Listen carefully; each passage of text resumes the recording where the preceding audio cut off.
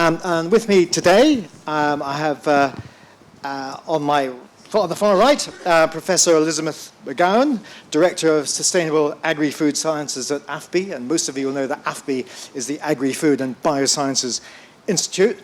Next to Elizabeth is John McLennan, Deputy President of the Ulster Farmers Union, and indeed a farmer himself. And then Helen Keyes, who is entrepreneur in residence at Queen's University Belfast, and also Vice Chair in Northern Ireland of the Nature Friendly Farming Network, another one of the partners in today's event. And then Will Fraser, who leads the Grow In initiative, another partner, and also a farmer in Cullybackey. So I'll let them introduce themselves properly in a moment. But I'd also like to say we have with us today Minister Muir, and he has agreed to offer some reflections on what he's heard at the end of the session. So you've all got that to look forward to. That's an incentive to stay to the end.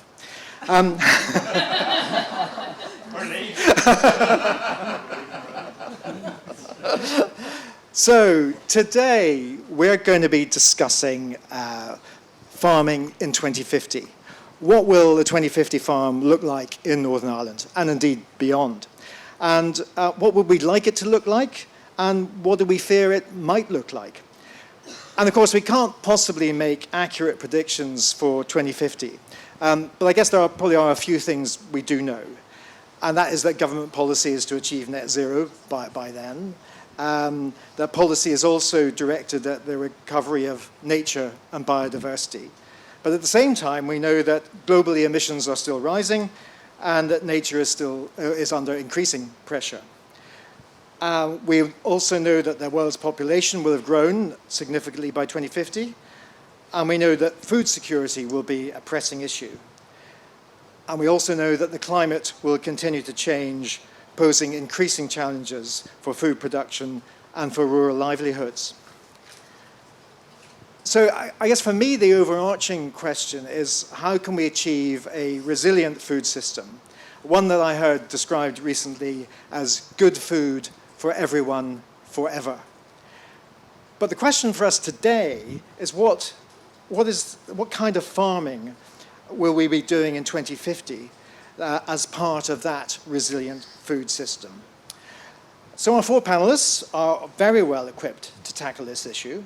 Will and John as farmers, Helen from a multitude of different angles, including the supply chain, and Elizabeth, who can tell us what science has to say and has to contribute. So I'd like to start with you, Will.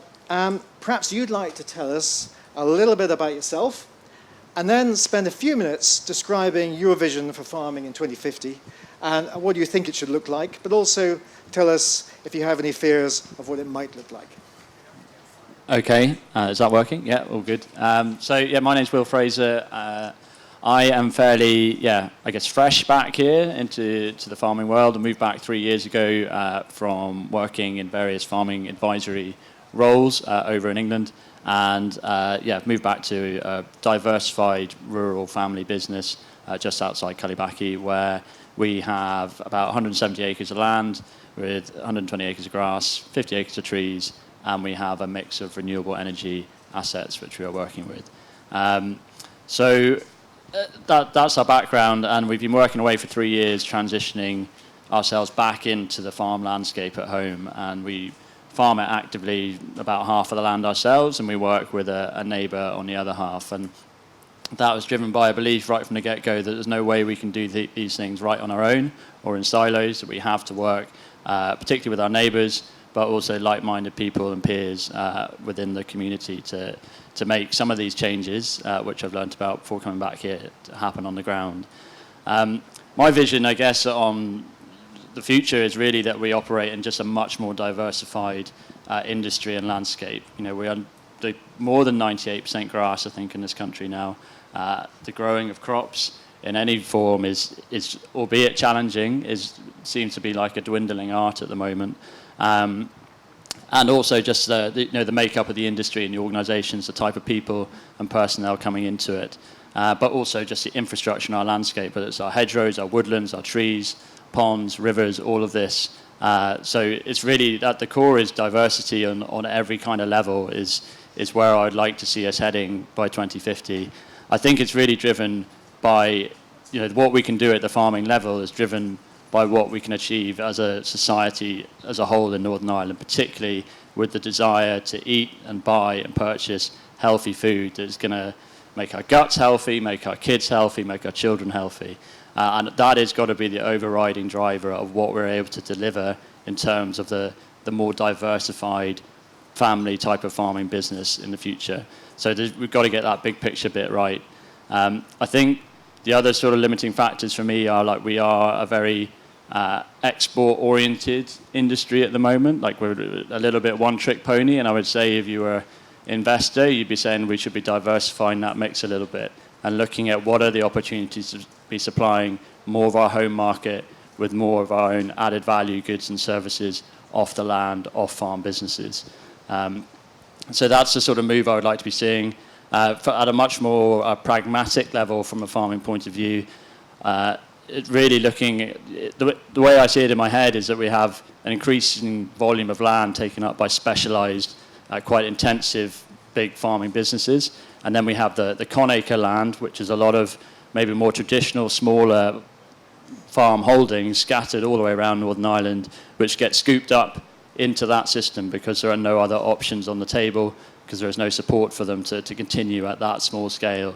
And what I'd like to see is those smaller farms in that system at the moment being able to navigate their way through into a more pasture-based system with a thriving role of profitable grazing ruminants at that level, well backed by both society in terms of buying direct from those farms, but also government supporting the ability for them to put those infrastructure support, long-term, diverse, permanent pastures and diverse lays and green infrastructure at that level.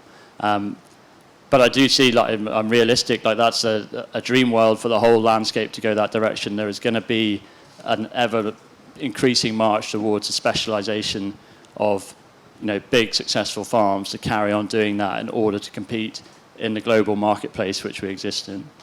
I'll finish up quickly. The number one issue I'd like to see that we have solved thoroughly in Northern Ireland is soil compaction. It's our number one biggest challenge in order to run a profitable farming business, I feel. Making that water cycle work, and we, for our sins, we have a water turbine, we generate hydroelectricity, and we are also directly linked to the water cycle and how it functions. And so we see it day in, day out. We see the flash floods, the big peaks and troughs in the way our rivers flow, and all this leads to problems, not necessarily of flooding. It's not such an issue for us in many parts of Northern Ireland, but the way water quality, ecology operates within our rivers. So yeah, that would be my vision so far. There's a lot more, but I'll shut up. Brilliant, thanks, Will. Now, those of you at the back there standing, there are plenty of seats up the front if anyone wants to come forward. Don't be shy, or maybe you prefer standing. Anyway, let's move on. John, pretty much the same question for you. Tell us a little bit about yourself and your farming, and then what do you think the 2050 farm should look like, and what are your fears about what it might look like? Okay, thanks, John, and welcome everybody. And I suppose before I even start, thanks to the organisers of this event.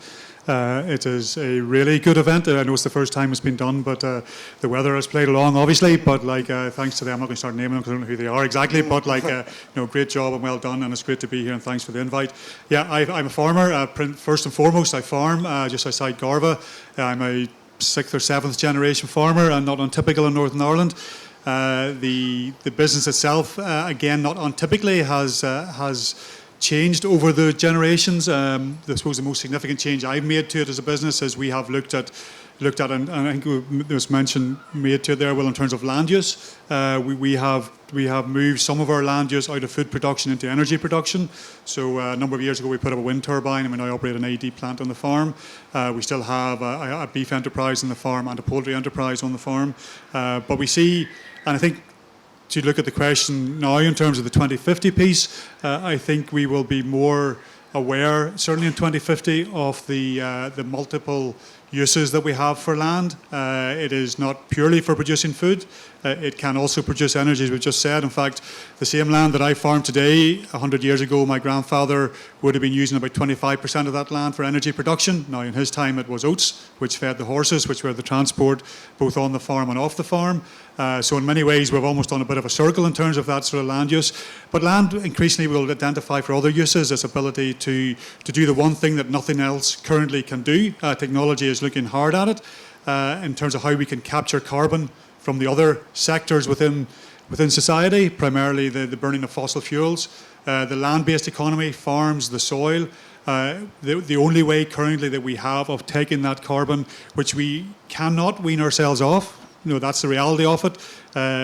Much as we all recognise that we need to use less, and we are, through electrification of vehicles and various other technologies coming forward, but the world will not function as it currently functions without the use of oils, and that will produce CO2. That has to be recaptured back in some way, and farming will play an increasingly important role and be recognised for that role, which I think is maybe the most significant part of it.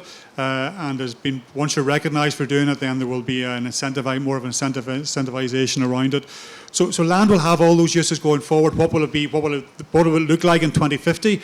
I hope it's still green. I think it will still be green. I think there will be large parts that are currently green that won't be green by 2050. You could draw a line anywhere north of Paris, probably, and say once you go below that line, it is going to be increasingly difficult in about 25 years' time, probably to live in the middle of the summer, let alone actually produce food in that part of the world. And that takes us on to a massive argument about how we solve that problem. And you mentioned it, John, in your introduction, about that rising world population predicted to hit 9.5 billion in the time frame we're talking about by 2050, currently sitting at around about between 6 and 7. The UN FAO produced those statistics. We have to be 60% more productive than we currently are in terms of food production globally if we were going to feed a 9.5 billion people on the planet.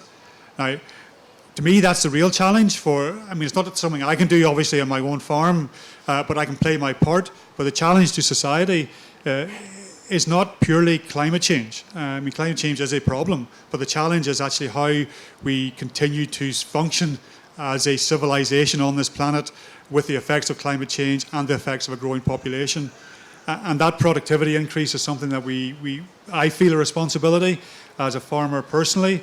The organisation I represent, and also Farmers Union, we feel a responsibility that we have to produce food from our land. The world will need it. That 60% figure is 100% if you go into places like Africa. That's a productivity rise they need to get. 60% as a global average. To me, that's quite scary because large parts of India, Indonesia, Africa, South America, if they don't have food, they will not stay where they are. So we will not have we will not have a starvation situation, perhaps in this part of the world, but we will have a situation whereby the effects of climate change and a growing population will have social impact, and we have a responsibility to recognise that as early as we can, and we have to start from now and recognise how we can address that going forward. Going back a little bit to the farm itself, I think I'm really excited, I think, by 2050 and beyond, actually. I think 2050 is actually quite close in terms of the changes that we need to see happening. I think we will see a difference in cropping. Your point, Will, that sort of 90% of our land currently being used for grassland, and that will be climate change will facilitate that. Currently, we are 60% self-sufficient in food. There's a pledge from the previous government, I think, and hopefully next week, I think, we have a farming summit where the new Prime Minister, will reiterate that pledge again, that the UK will not drop its current level of food self-sufficiency.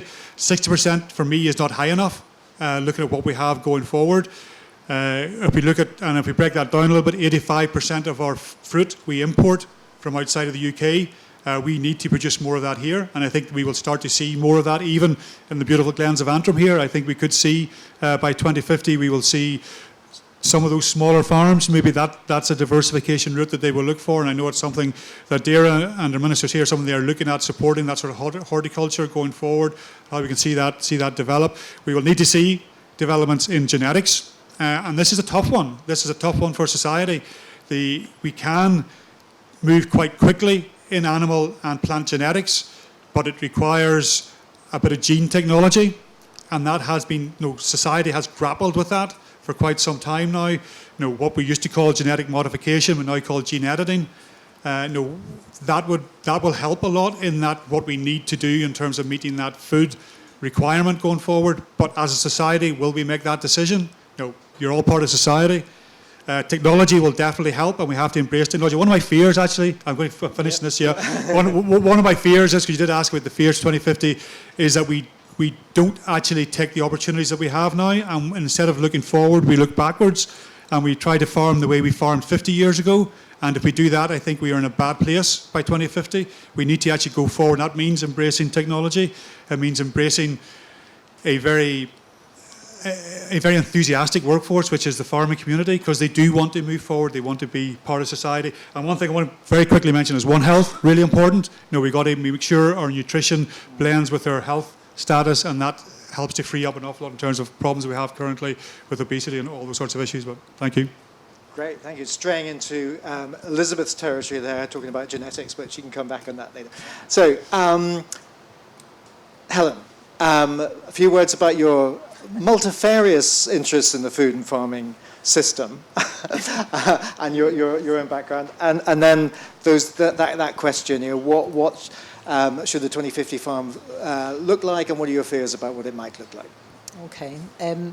Well, I grew up on a poultry farm just outside Cookstown, and so had all of that experience, went off to university, got a job, left the farm, done with farming, then married a farmer, and got back into it. We inherited a farm. We had other plans and then inherited a farm, and found ourselves for about 10 years in that situation of, having to farm because we had it and it was there and we had to do something with it, and in that, kind of position of not making terribly much money out of it, and just it was difficult, just really difficult.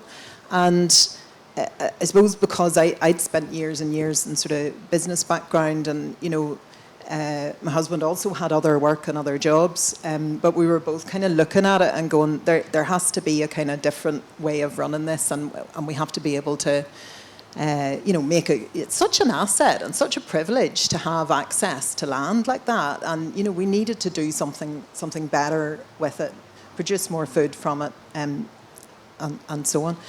So one of the first things we looked at, both of us, was what are the things that nobody else is doing?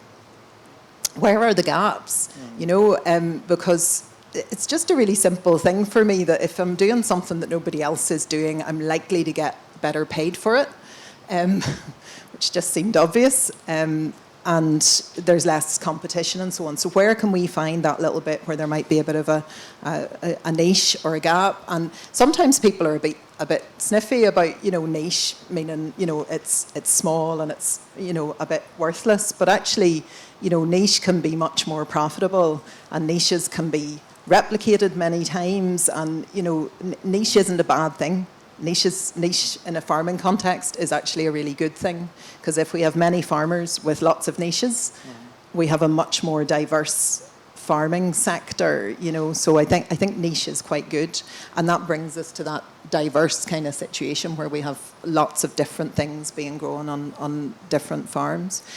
So we got into growing flax for linen. That's a really long story. We did a whole talk on it earlier. If you were here, there's like an hour on that. But there's huge potential in that sector. Huge potential. There's no reason lots and lots and lots of other farms in Northern Ireland shouldn't be going down that route. There's plenty of room in that sector. And the other thing we looked at was horticulture, as John just mentioned. The potential for horticulture is, again, we see really, really huge. And again, it's a bit of a misconception, I think, that, we can only grow grass here. We can absolutely grow lots of other things here. And if you were here this morning listening to the amazing growers up on this stage who are, feeding loads of families from like a third of an acre and half an acre and an acre, and they're feeding lots of people from such a tiny amount of land. And they're doing it in a way that's regenerative, you know, the no-dig systems and all of that. So I suppose just as John said, I'd just like to thank the organisers, Claire and Brona, because this event, like what I heard this morning, really inspires you for where we could go by 2050. So the main things, I guess, for me is that thing of much more diversity. Much more diversity in terms of biodiversity, obviously, but just the range of farms, also the range of business models. I think we're quite stuck in, you know, there's one way to farm and it's, you know, just one system. I think there's lots of other things that we can be exploring. For a start, just working together and working more collaboratively. You know, groups of us coming together. With the help of Growing, we started a little veg collective. There's some of the growers down the back there, and you know, there's, you know, we just made a decision to work together. So 5 or 6 of us get together on a Friday morning. They all bring the veg there. We have great crack. We have a cup of coffee. We make up the veg boxes, and the local community comes and gets their local veg within like hours of it being picked. You can't get a better food system than that, really. So, you know, that's a tiny, small project. But imagine if that was in every village. Every village should have one of those. You know, so we can all have access to really good, fresh, super healthy food. Yeah. Can I? Yeah, sorry. Hold you there. Is that okay? Yeah, Have you got anything? absolutely. Yeah, we'll Thank you. Come back and throw it in. Okay. Diversity, common theme there coming through. Elizabeth, want to hear a little bit about you and your background, and then from the science point of view, 2050, the farm. What's it look like? What do you worry about as well in terms of that? Thank you, John. 2050 is 26 years away. What was I doing 26 years ago? I was partying in the Young Farmers as much as I can. So that does not feel very long ago at all. And indeed, 26 years ago, my dad had a very thriving farm, which was quite a mixed farm. So even though I am a scientist, I am from quite a large farming background. We had potatoes, we had cereals, we had cattle, we had pigs, we had sheep.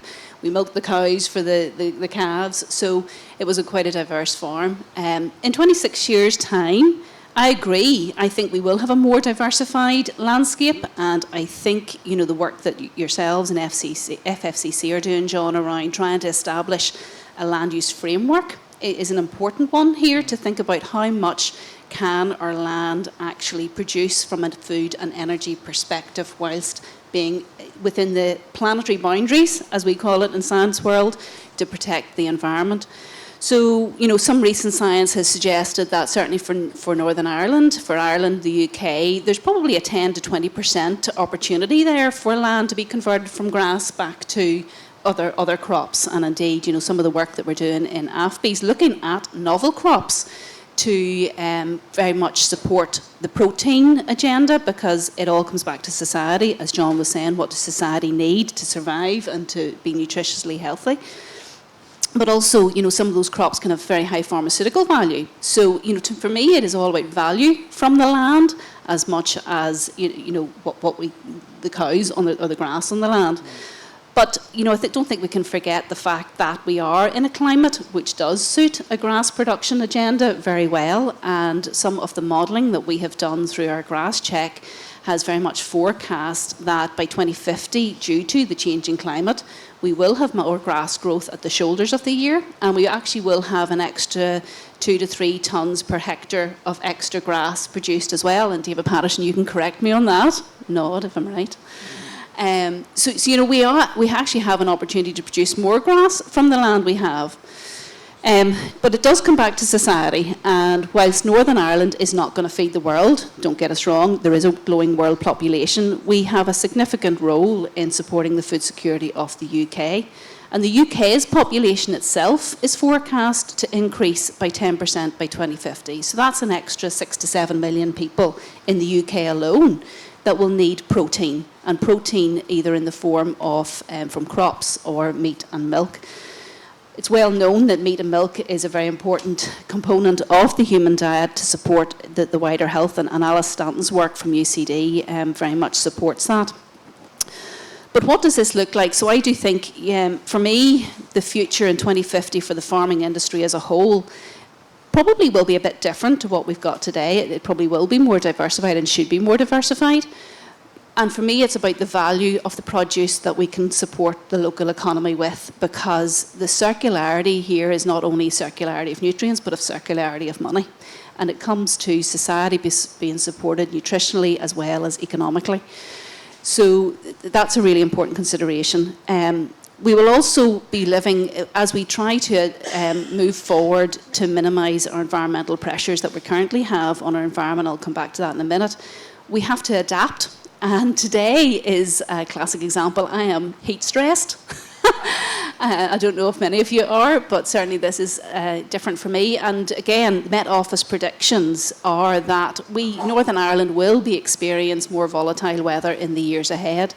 We will have more warm periods, very warm periods in fact, and predictions are we'll have at least 1 to 2 periods where animals will get heat stress through our summers come 2040 onwards. So, I took the wrong turn getting here today, and I ended up on a more scenic route and past some lovely belted galloways on the uplands. Those animals are going to need shade. So, how do we adapt our farming practices to support those kind of animals on the uplands and farming in the uplands as well as the lowlands? So there's a lot to consider going forward here. But we have to get to 2050 in such a way that's environmentally sustainable as a priority, as well as economically sustainable. And for me, there is a mixture of nature-based solutions, technologies, and that all comes together with data. Well, you touched on it a little bit with genetics, John. Data is going to be massive. If you don't measure, you can't monitor, to hark back to that one. And there are ways, the Soil Nutrient Health Scheme is a big, fantastic opportunity there for us to manage the nutrients in our soil, measure and monitor those to protect our waterways. So it's a massive underpinning tool to improve our water quality. But there's also lots of technologies there that we're exploring within AFBI at the minute to extract ammonia from houses, to minimise ammonia emissions from slurries, from animals, from spreading on the fields. To reduce methane from those animals, methane from the result of slurry spreading. So there's a massive amount of technology and a lot of opportunity. Just looking at graphs the other day, and this word isn't going to go down well here, but it's acidification, i.e. pH adjustment. And whenever you put that, moving that pH of the slurry from about 6 down to 5.5, almost reduced the ammonia emissions completely from that slurry. So, there are technologies out there now. Then the onward challenge is how do we make sure that our soil health is optimised with applying that kind of slurry on the land. But what do I fear in this whole agenda going forward? It's probably the pace of change and whether the farming community as a whole can keep up with that, can achieve that pace of change. And that pace of change will be underpinned by skills. I suppose what does concern me most is the skill base. And I'm not being derogatory, don't get me wrong here to the farming community in any shape or form, but data is going to be at the core of the future. And I struggle with data, Excel spreadsheets and apps and things like this. I don't know how to use a quarter of my mobile phone. But going forward, if we're going to produce food to support society whilst doing it in an economically and environmentally sustainable way, data is going to be at the core, and every single farmer, the 26,000 farmers in Northern Ireland, is going to have to be attuned to that and understand how to use that really well. Great. Elizabeth, thank you very much. Now, I'm going to throw it straight open to you because we've got a limited amount of time. And so, any questions from our panel?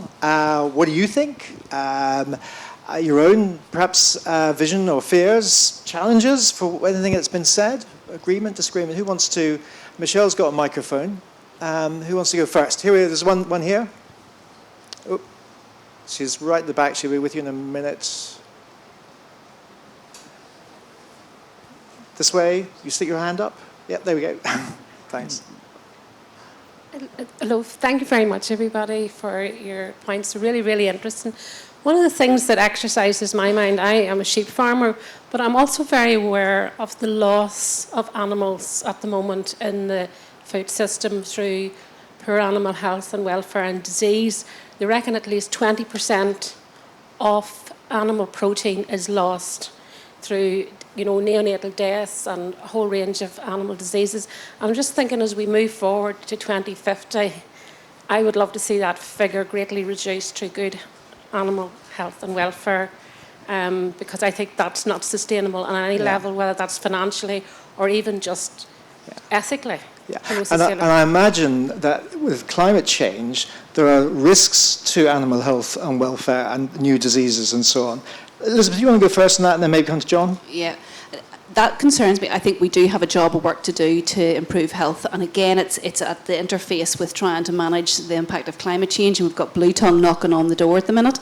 But for me, just to align my concern, animal welfare is my concern at the interface of us trying to meet the climate challenges. Because,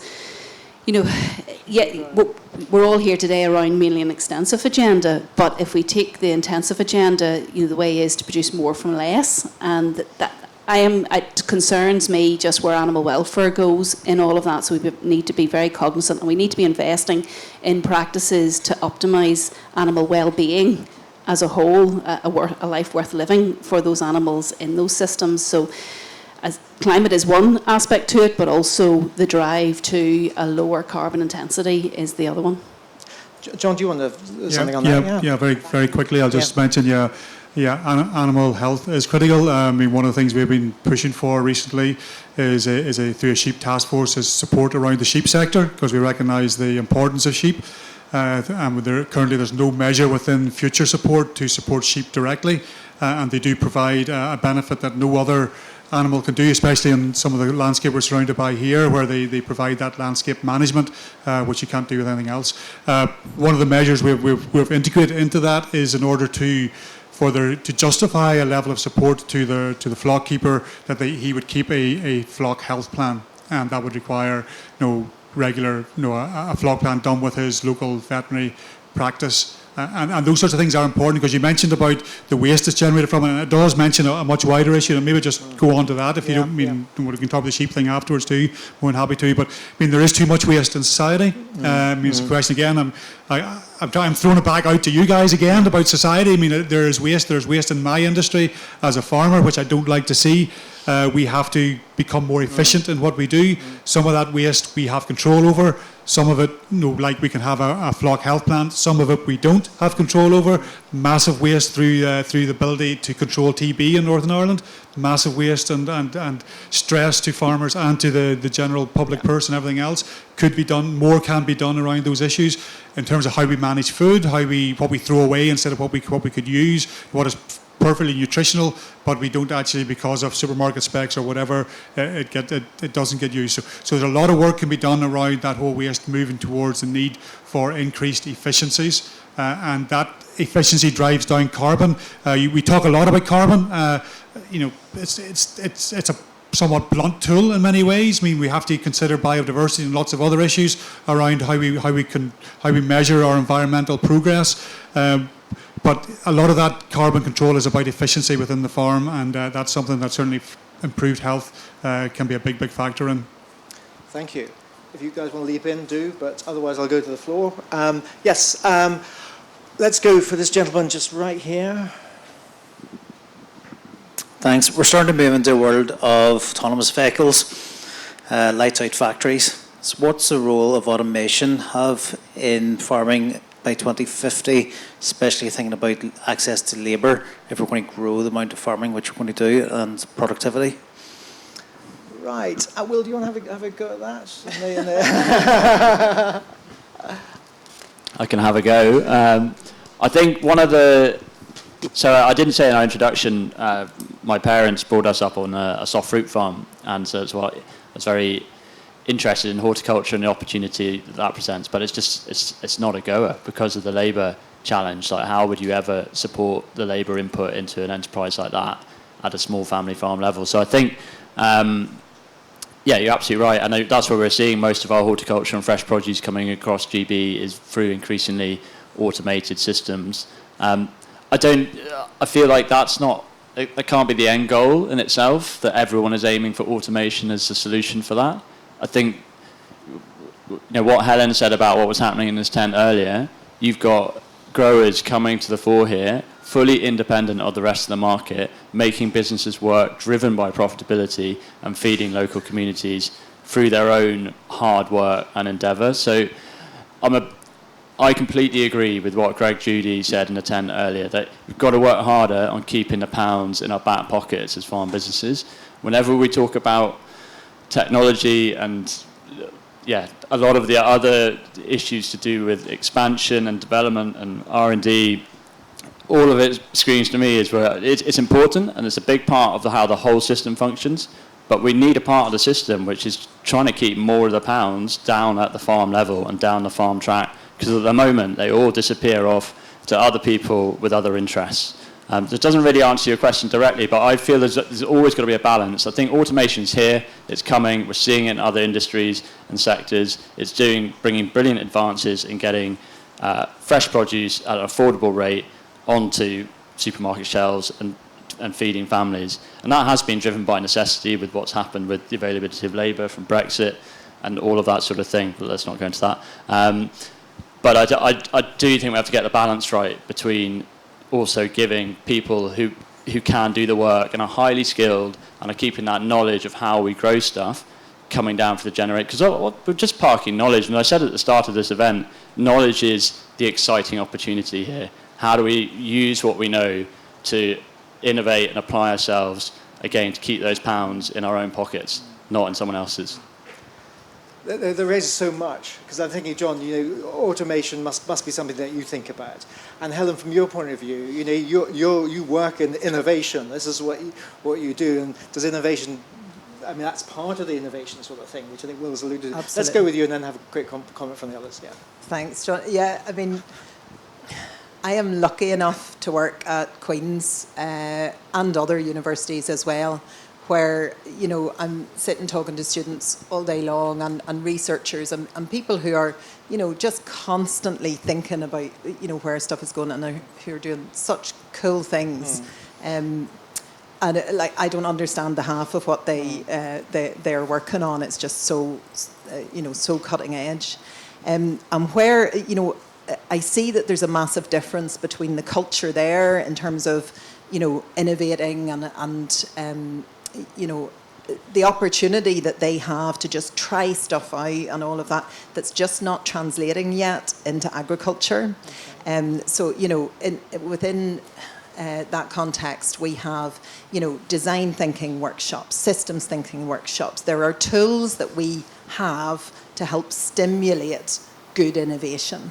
And it's, focused on what the real challenges are, spending time really digging into those techniques that help us to come up with those kind of solutions. Then we have the spaces for them to go and try stuff out and make stuff. And that, I think, would be amazing if we could bring that into an agricultural context, where people have an opportunity to just try stuff and get supported to do that.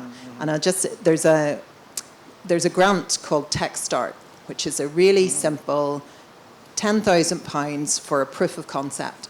It's like a 2-page application, then you present to a panel.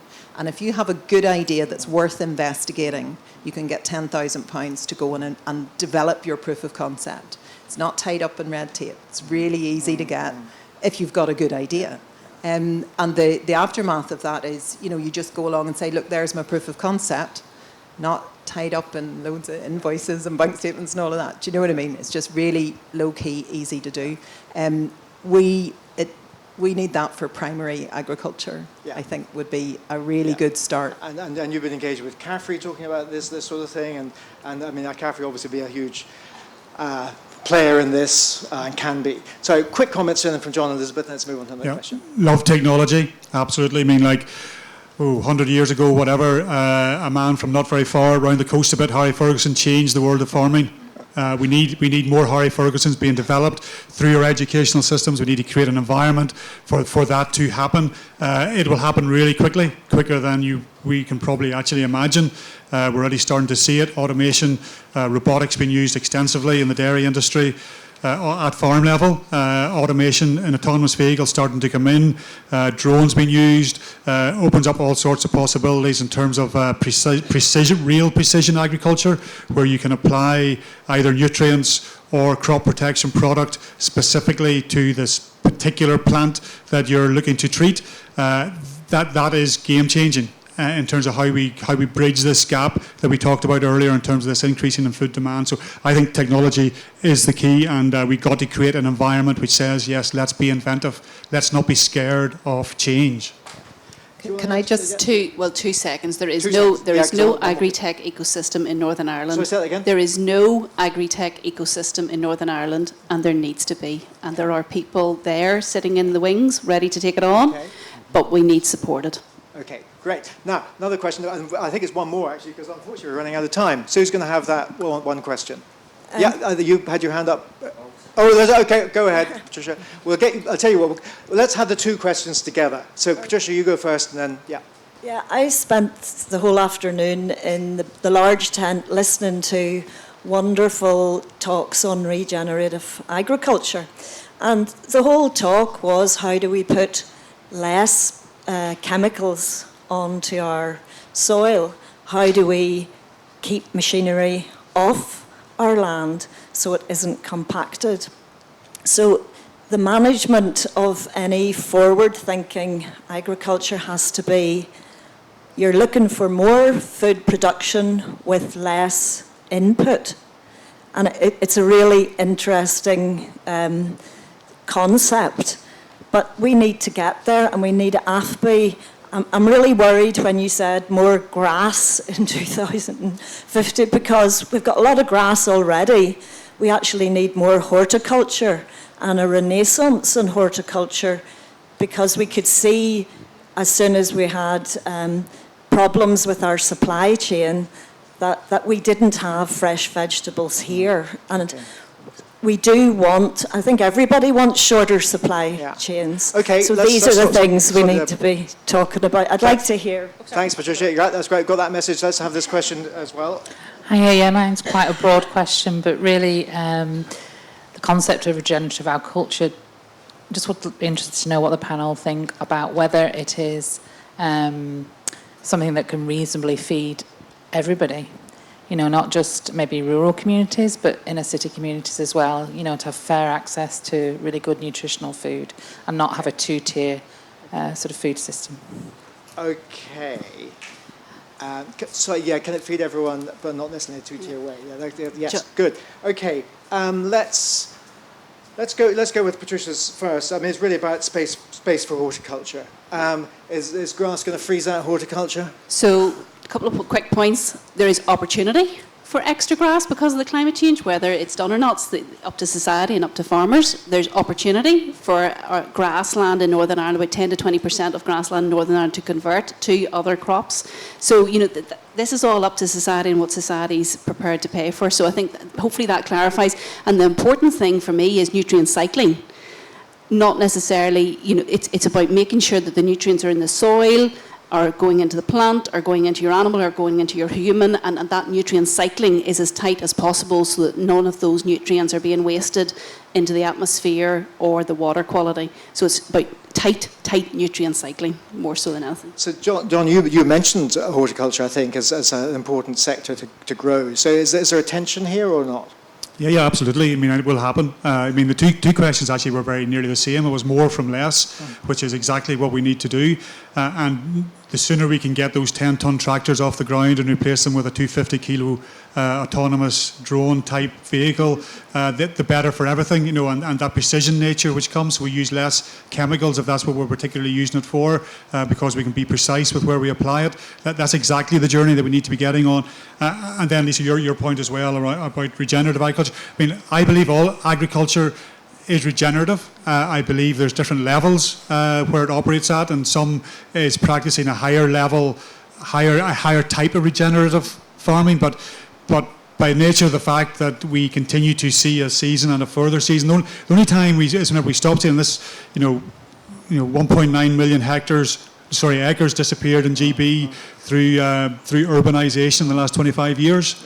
Yeah. You know, that's when we see land being lost to production.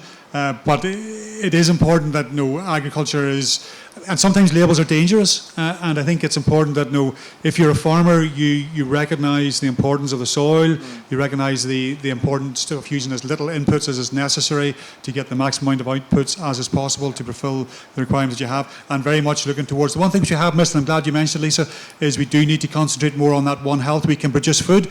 In many ways, we've never been better fed, but we're worse nourished than we are currently as a generation. Yeah. So let's get ourselves maybe a little less well fed and a little better nourished, and then we'll all be better off. Yeah.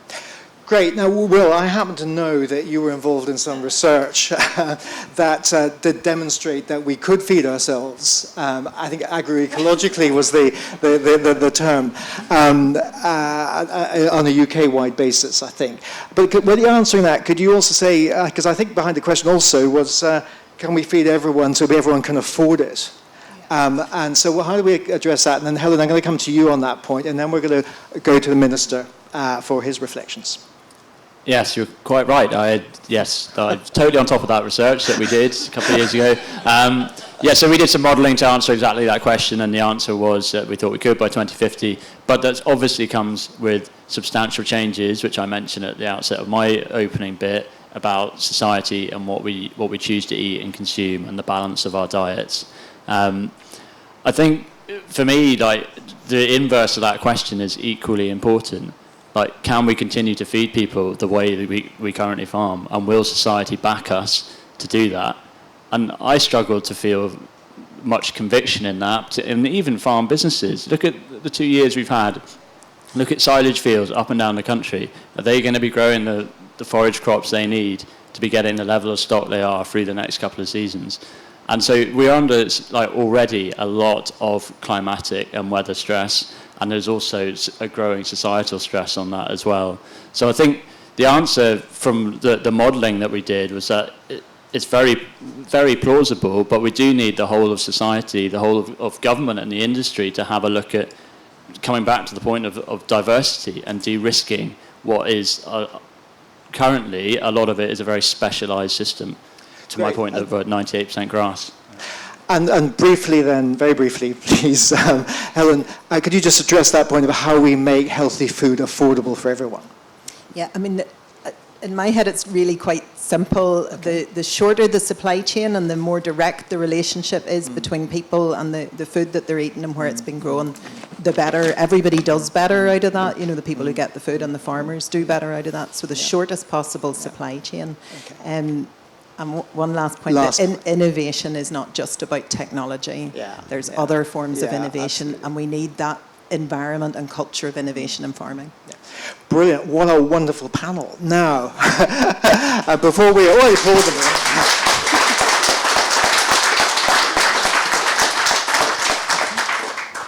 in. Now, fantastic that we've got Minister Muir here. He's been here all day, looking around, chatting to people, going to various talks. Few reflections of what you've heard, please.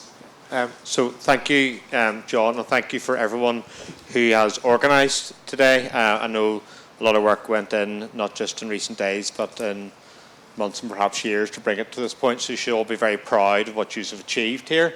I think this has been really good because it's relatively informal.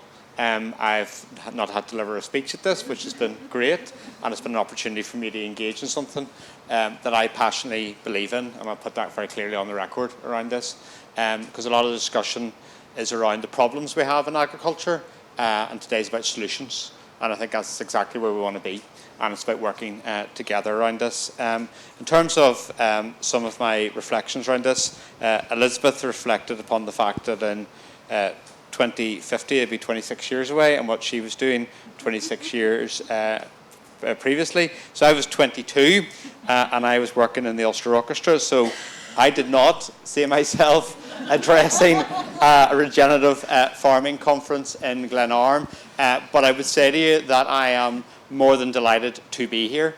I think that 7 months into the role, I think it's a benefit that I've came fresh to this area, because it's about bringing new perspectives and also understanding what great work is being done. And I think we need to profile an awful lot of what's happening here to the greater audience around this. And I've been looking forward to this for the last number of weeks, because this is about what's so good about Northern Ireland. So looking ahead, I think it will be different around that, and I would like to see more horticulture and arable farming in Northern Ireland. That is going to be tricky, and it's not easy to do that. It's easy to say we're going to do it, but how we navigate through that is a challenge, and that's something that I am working through with officials on. We also do need to be very conscious that there'll be a lot more technology around that, and it was touched upon in terms of the Ferguson tractor. I was in the Ulster Transport Museum yesterday, seeing the Ferguson black tractor.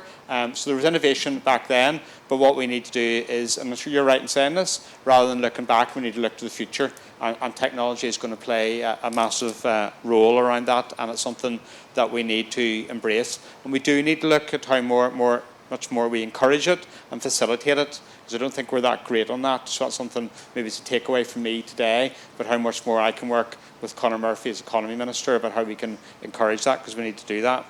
In terms of climate change, which is a big issue, it's been discussed here this afternoon, we will reach net zero by 2050. The reason why we'll reach it is that as the years will evolve, we'll realise that we have to reach it, because the challenges that it poses upon agriculture. I believe that science and technology will help us on that road towards it. But I'm also very conscious, as we have the discussions here today and we enjoy the lovely food outside, there's other parts of the world which will be completely and utterly devastating for it. People will die as a result of climate change. People's whole island will be devastated around that. Food supply will be endangered. So this will become an issue that will be debated and much more on the agenda as the years progress. We also, in 2050, we will look back perhaps to today and what we're discussing, going, why were we not doing this years previously? Why were the discussed things we're talking about today seem to be novel and new? There's something that we weren't actually exploring a long time ago. So as time progresses, the stuff that's being discussed here will be seen to be custom and practice and will be embraced.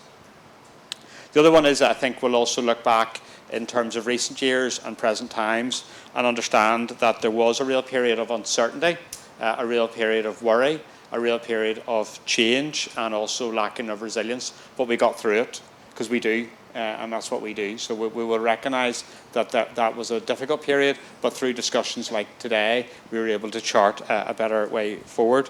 We'll also understand the difference between productivity and profitability, and that's something I'm quite keen to ensure, and that'll be something that we will embrace. We'll also see by 2050, in terms of agriculture and farming, a strong desire for people to enter the industry.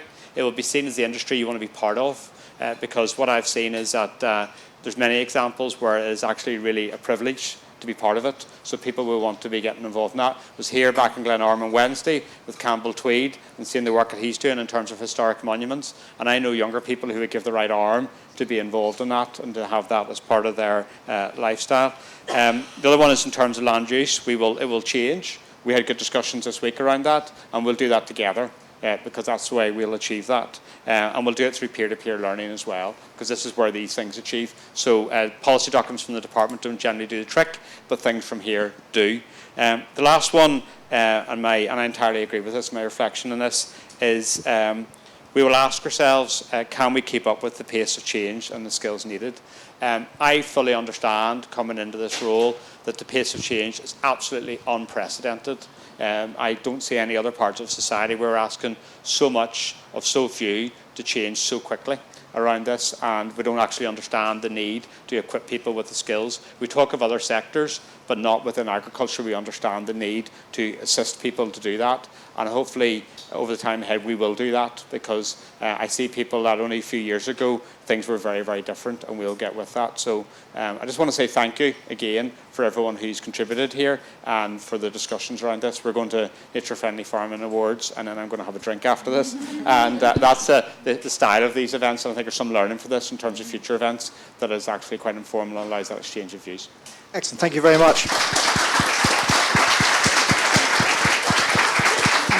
And my apologies. Thank you so much for that. That was great, and thanks again to the panel. And my apologies to Michelle, whose next talk is being delayed by us still being here. So if you're not coming to Michelle's talk, and I suggest you do, it's all about soil health and gut health.